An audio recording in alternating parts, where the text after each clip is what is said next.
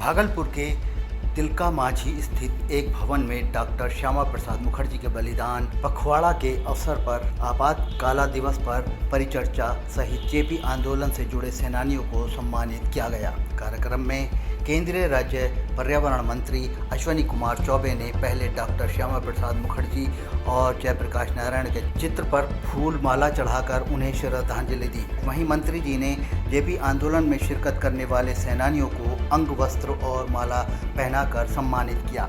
कार्यक्रम के दौरान आपातकाल को लेकर चर्चा की गई।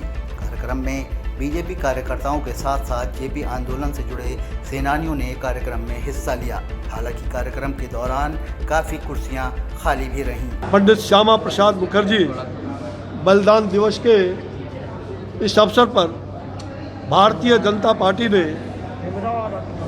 पखवाड़ा मनाने का निश्चय किया है और उसमें विशेष रूप से आपातकाल के दिनों को जो लोकतंत्र पर कुठाराघात हुआ और जिसको कहते हैं कि आपातकाल के बाद और लोकनायक जयप्रकाश नारायण के 74 के आंदोलन और 75 के उस आपातकाल से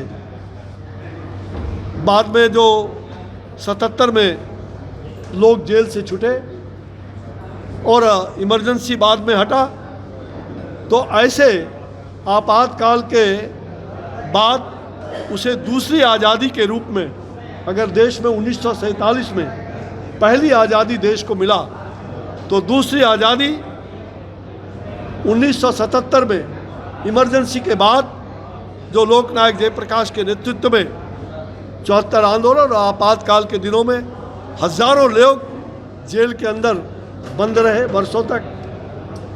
कई लोग शहादत भी हो गए। कई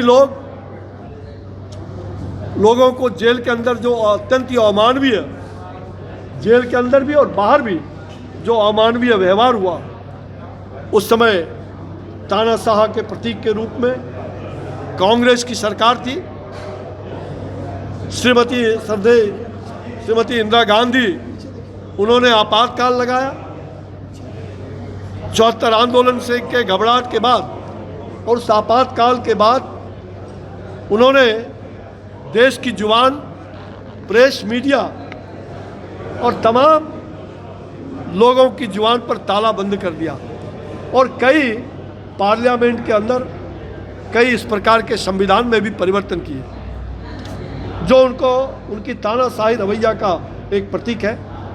ये ठीक है कि बाद के दिनों में उन्होंने माफ़ी मांगा देश से, वो अलग बात है, लेकिन आज भी अंग्रेज के बाद अगर कोई तानाशाह के रूप में इस देश में स्वकीय शासन में अगर कोई गुजरा तो उस पार्टी का नाम कांग्रेस पार्टी है। और इसलिए कांग्रेस पार्टी ने जो लोकतंत्र की हत्या किया, लोकतंत्र की गले को मरोड़ने का काम किया, उससे देश और दुनिया जग जाएगी। भागलपुर से टाइम 8 के लिए कुणाल शेखर की रिपोर्ट।